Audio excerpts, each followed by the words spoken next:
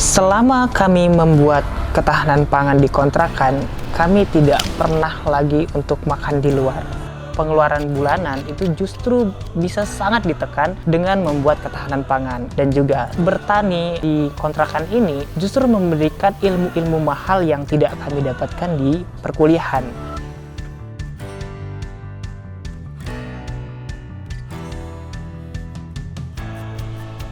Assalamualaikum warahmatullahi wabarakatuh. Perkenalkan, saya Taufik Azhari, sering disapa Ziari.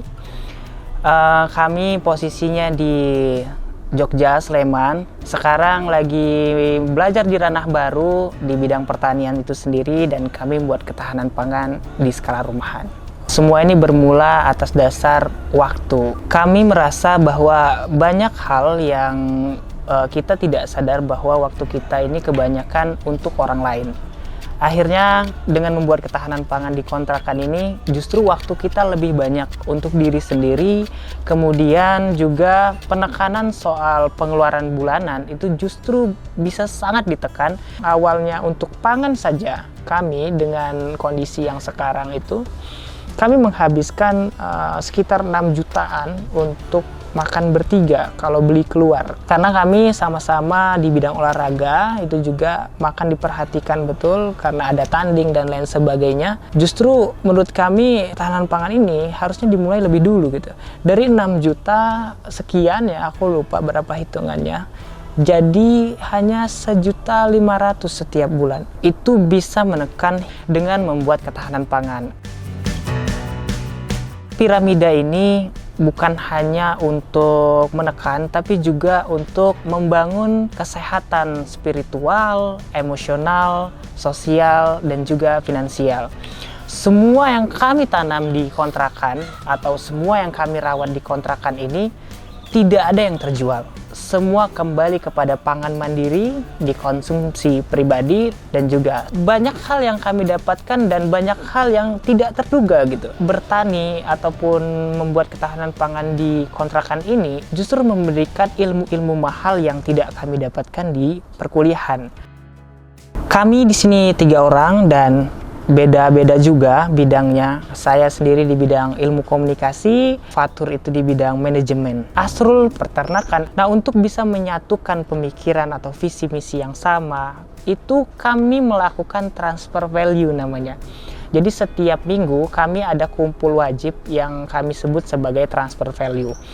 Di bidang ilmu komunikasi, saya mentransfer semua ilmu saya di bidang ilmu komunikasi terhadap teman-teman yang lain.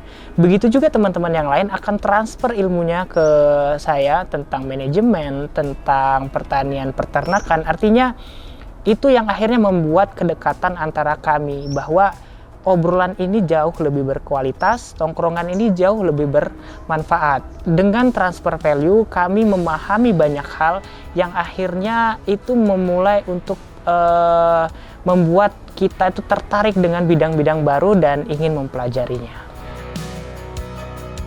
Pertama kali memang banyak pertengkaran yang memang dihasilkan dari pemikiran-pemikiran yang beda. Akhirnya kami memulai memfokuskan bidang masing-masing yang bukan bidangnya, harap bertanya dulu dengan yang bidangnya supaya tidak ada kesalahan dalam melakukan aktivitasnya. Akhirnya semuanya di breakdown, khususnya di bidang pertanian dan peternakan ini. Asrul membuat framework khusus yang akhirnya kami tinggal ngelihat, oh kayak gini. Akhirnya itu mulai ada kedekatan dan menjadi problem solving, bahwa semuanya harus disampaikan, pahit ataupun manis, semua harus disampaikan, semuanya akan ngerti kalau dia tersampaikan secara utuh. Sebagai mahasiswa dan merantau juga, keterbatasan itu memang kami rasakan betul. Karena memulai ketahanan pangan ini juga banyak orang yang menyangka ini harus modal besar, harus perfect, dan lain sebagainya. Dengan kami memanfaatkan barang-barang yang ada, justru kami memulai sedikit demi sedikit. Akhirnya kami mendapatkan sebuah kesempurnaan versi kami. Dengan menggunakan galon bekas, dengan menggunakan genteng bekas, bahkan kami menggunakan minum-minuman yang kami beli begitu, contohnya gelas-gelas es, itu tuh kami manfaatkan semua untuk menjadi tempat test bed atau tempat media tanam. Untuk memulai tidak harus semuanya perfect, sempurna. Semuanya dimulai itu dengan hal-hal sederhana. Setelah berjalan kita pasti tahu apa kekurangannya, apa dampaknya ke tanaman. Jadi kesempurnaan itu kita bisa dapat justru karena kita memulai dengan hal-hal yang sederhana. Di kontrakan ini kami menggunakan sistem integrated farming dengan mengelola semua limbah menjadi sumber daya. Artinya tidak ada limbah di kontrakan kami.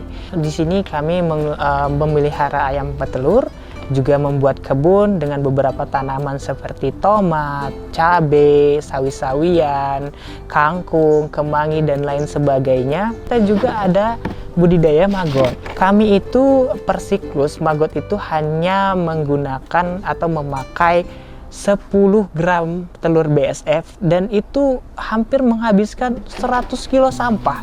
Artinya ketika orang sibuk kemana buang sampah, justru kami sibuk dimana lagi mendapatkan sampah organik karena dari dapur dan kebun kadang belum cukup untuk memenuhi nutrisi. Semua bisa kita olah tanpa limbah atau yang disebut sebagai zero waste. Untuk perawatan di kontrakan ini, di sistem integrated farming ini, kami punya kegiatan 3 hari sekali, kami juga punya kegiatan seminggu sekali dan 1 bulan sekali. Untuk 3 hari sekali, kalau curah hujan tidak tinggi, kami menyiramkan air lele terhadap tanaman kami. Karena air lele itu sangat bagus dan banyak nutrisinya dan sangat dibutuhkan untuk tanaman-tanaman kami. Dan kemudian kegiatan 1 minggunya kami memberikan pupuk. Kami juga punya inovasi pupuk sendiri yang sudah kami uji coba dan kami bandingkan dengan beberapa pupuk yang viral di media. Justru pupuk yang kami buat bisa menyaingi pupuk-pupuk yang sudah viral. Untuk 1 bulan kita hanya perawatan bersih-bersih biasanya. Selama kami membuat ketahanan pangan di kontrakan, kami tidak pernah lagi untuk makan di luar. Karena kami sudah memiliki banyak hal yang bisa kita masak. Misalnya 1 hari saja, ayam kami 5, itu setidaknya menghasilkan 3 atau 4 telur. Yang itu sudah mendapatkan konsumsi masing-masing dari tim piramida. 3 orang, ya kadang lebih 1, kadang pas begitu. Begitu juga dengan lele. Kami pertama kali tebar dulu itu 1000. Dan ini udah jalan 4 bulan. Kami konsumsi belum habis. Justru ini nih menurut kami harusnya dimulai lebih dulu gitu. Waktu kuliah sejak semester 1, sekarang udah pada semester akhir kan. Jadi ini sangat betul-betul bisa menekan. Kami membeli pakan dulu, kami uji coba kalau pakan untuk ayam saja yang tidak pakai alternatif semuanya pur gitu ya. 1 karung itu 350.000. Sedangkan 1 karung kita bisa menghabiskannya itu selama 3 bulan. Bahkan ini aja belum habis nih 1 karung itu. Kami berpikir bahwa kalau 1 hari dia bisa menghasilkan setidaknya 4 telur saja untuk 5 ayam, itu tuh sudah bisa menekan banget itu. Kayak misalnya harga telur 1.500 tuh. Tapi kalau 1 hari kita bisa menghasilkan 4 telur, itu dikalikan sebulan berapa itu? Dari telur saja sudah menekan. Nah, apalagi untuk lele. Lele itu sekarang di pasar harganya 28.000. Kami tinggal mancing, tinggal serok, kapanpun mau makan, mau berapapun kita makan, bebas. Karena siklus yang ada di kontrakan ini tidak kami jual sama sekali, semua dikonsumsi pribadi. Bahkan kami ada kegiatan sosial, karena itu termasuk dari prinsip kami. Semua hasil yang ada di kontrakan, sebagian kita bagikan ke tetangga, bahkan kita menolong lah. Karena kami tahu rasanya sulit bahwa mahasiswa akhir bulan begitu ya. Jadi teman-teman mahasiswa yang akhir bulan tidak bisa makan, uangnya habis, bisa datang ke kontrakan kami. Itu terbagian dari misi sosial kami bahwa setidaknya kecil-kecilan pun kami akan mulai. Kedepannya kami pasti percaya bahwa kegiatan yang berbasis spiritual, emosional, sosial justru akan membawa kami kepada kesempurnaan hidup. Bagi yang ingin memulai sistem pertanian terpadu, kami sudah membuatkan panduan lengkap supaya teman-teman yang di luar sana tidak merasakan masalah-masalah yang lebih banyak seperti apa yang kami rasakan. Untuk memulai sistem integrated farming, kami sudah menuliskannya di buku kami yang ini. Bagi teman-teman yang sudah memulai sistem integrated farming, kami sudah menuliskan solusi praktis, 114 solusi praktis yang bisa langsung diterapkan di sistemnya. Bahwa banyak hal yang ketika kita tidak mengetahui apa saja masalah di kebun, di kandang, itu akan menguras pikiran yang akhirnya emosional kita terganggu, kita malah pusing, bukannya makin tenang, akhirnya makin stres karena memulai ketahanan pangan. Justru karena kami tahu hal itu, kami menuliskan panduan praktis dan juga solusi praktis bagi siapapun yang ingin memulai. Jangan lupa untuk follow Instagram dan TikTok kami dan YouTube kami, walaupun sekarang YouTube-nya belum jalan ya.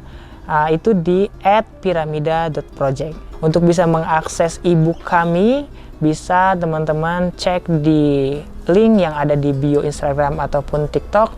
Terima kasih teman-teman semua, seluruh orang yang menonton video ini. Jangan lupa subscribe Cap Capung. Semoga Cap Capung bisa memberikan edukasi yang lebih luas lagi kepada masyarakat Indonesia supaya pertanian Indonesia, bahkan organik Indonesia bisa melejit hingga ke internasional. Cap Capung, jangan lupa di subscribe.